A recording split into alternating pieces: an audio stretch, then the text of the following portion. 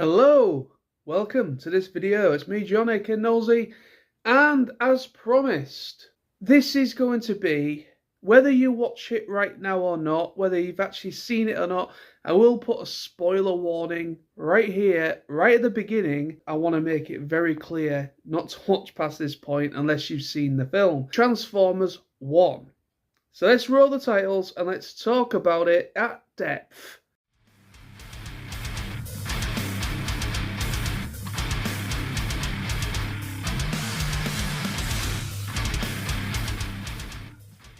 So, Transformers 1 then. Well, it is the brand new 2024 animated film starring Chris Hemsworth as Orion Pax / Optimus Prime, Brian Tyree Henry as D16 / Megatron, Scarlett Johansson as Alita 1, Lawrence Fishburne as Alpha Trion, John Hamm as Sentinel Prime, Steve Buscemi as Starscream, John Bailey as the voice of Soundwave, and of course Keegan-Michael Key as Bumblebee. It's only the second ever feature film that has been fully animated that has hit cinemas. This film, when it first was mentioned, a lot of excitement and also a little bit of, we don't know, kind of surfaced among the fans, including myself. I was quite intrigued because obviously it's been a long time since there's been a feature animated film that has, been about Transformers. And when I found out that this film was going to be completely animated and it was going to basically be fully on Cybertron, that was kind of what the information we got at the beginning. Then I heard Josh Cooley, the director of this film, or he would helm the film. Upon seeing how good he is as a director, and when it comes to animation, he's really good. Because obviously he did the last Toy Story film. We did Toy Story 4. I thought that film was fantastic. And to be honest with you, I thought it was like the perfect ending for that for that film franchise. However, they are making a Toy Story 5. We then get the first teaser trailer, and I was like, oh dear. Yeah, because the trailers really did not do this film justice. They really, really didn't. And that's why I think a lot of people, or why this has gone well under the radar for a lot of people, and people are only just starting to notice, due to word of mouth and people or kids with their families going to see it now, and fans actually taking the plunge and actually giving it a chance, that it's now starting to get some recognition. The first teaser trailer really did not do this film any justice or any favours. It just mostly kind of had a lot of the comedic things. It was most all the comedic scenes of the film. And it was only, it was just a quick teaser, and I was very underwhelmed by that teaser, and I was like, ooh, I think I'm going to pass on this. I think a lot of people had the same mindset. I think some people were like, well, I'm willing to give it a chance, it's Transformers, but I think a good majority of people just closed the book on it at that point. Then we got the actual feature, the proper trailer, which actually went into a bit more depth with the story. Now, that was a better trailer, and it actually kind of made me think, it made me rethink what I thought previously with the first teaser. And I was like, you know what? I actually might give this a chance. But, there's still this niggling thing, mostly around Bumblebee, with how he comes over. It felt like it might be a bit too distracting of the type of humour coming from him, because that's kind of how the trailers came over. Obviously, they're trying to sell it to a younger demographic, younger kids. I understand that. I saw loads of fellow reviewers and some friends of mine, mostly through TF Nation, and some other people, lucky individuals that managed to see an advanced screening of this film.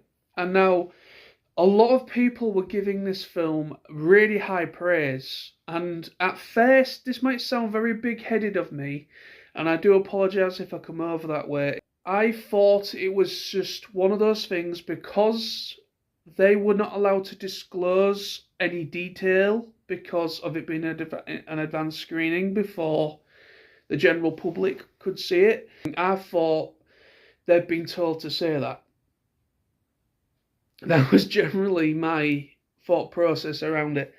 I thought, yeah, I think they're just saying it's good because they can't say anything else. I was very, very wrong, and that was a very wrong assumption on my part, because upon seeing it myself, I can now say confidently that it is a very, very good film. This film, like I said before, the marketing and everything for this film has been piss poor, and we only got like the week before the film came out in UK cinemas. That was the only time we saw TV spots for the film. My full-on spoiler-filled review of this film. The film sets out of a young Orion Pax, D16. Orion Pax in this film and D16, they are best friends. They are both miners. They have to basically go into the mines to try and find whatever energon they could find under the leadership of Sentinel Prime. So through this time, they get into some skirmishes, they get into some trouble. Through all this, you get to meet Elita, who is actually their supervisor. They kind of get involved in this big race on Cybertron. Because what's interesting about this film is that you've got those that don't have a TCOG, and those that do have a TCOG, obviously they can transform. Orion and D16, Orion takes D16 to this secret place nobody seems to know about, and it happens to be one of the head overpass things, get involved in the race, and it kind of helps to kind of spark this belief in those that don't have a TCOG, that even though they're miners, they can do extraordinary things. This then kind of like sends a bit of a wave of a different mindset within those that are like Orion Pax and D16 that can't transform. And that's where kind of the story then leads off. Sentinel Prime witnesses this happening, and he, after they are kind of like in medical bay because they get a bit banged up, and Sentinel Prime pays them a visit, praises them for what they did, but instead of actually joining them on their expedition to find the Allspark and to find more energon, they actually get taken to waste management. They then discover Bumblebee for the first time, and he then joins them, and So they regroup with Elita. Now alongside them is Bumblebee. So all of them then manage to get to the surface for the first time. They commandeer this like train. It's really interesting that with the direction, the way that they went with this film is that so many Cybertronians do not even know what the surface even looks like underground dwellers, which is a very interesting concept, because when it comes to the past Transformers continuity, I know you can't really put too much focus on the G1 continuity anymore because this kind of rewrites some of the history, even though some of it is similar, but there is a lot of changes. When you see Cybertron, and when you see like anything within the comic books, or you see within the G1 cartoon, or the series, or any of the other alliterations of before the war between the Autobots and Decepticons, it has always kind of been that they've always lived on the surface of Cybertron, or they've had a designated job. Finally get to the surface for the very first time, and they see all this different wildlife and on the surface for the first time, and then they notice a ship, which is the Quintessons. They find like a cave area. They bunker down to try and get away to evade the Quintesson ship, and they come across kind of like a cavern, and that's where they discover the old primes, the ancient primes. That's where they find Alpha Trion. So they reawaken Alpha Trion, because they find out he's just in like a stasis. He's not dead, he's actually just powered down. He then tells them the truth, that a Sentinel Prime is not actually a prime, like worked with the Quintessons, and that is why some of them don't have T-Cogs. They were, when they were protoforms, before they came online, their T-Cogs were taken away from them. So they were deceived by Sentinel Prime and the Quintessons. So those that do have a T-Cog, they served like a higher purpose, like within the whole shape of Cybertron. Those that didn't have T-Cogs, that had them taken away from them, they were basically just, they did the awful jobs. They basically like mining and what have you.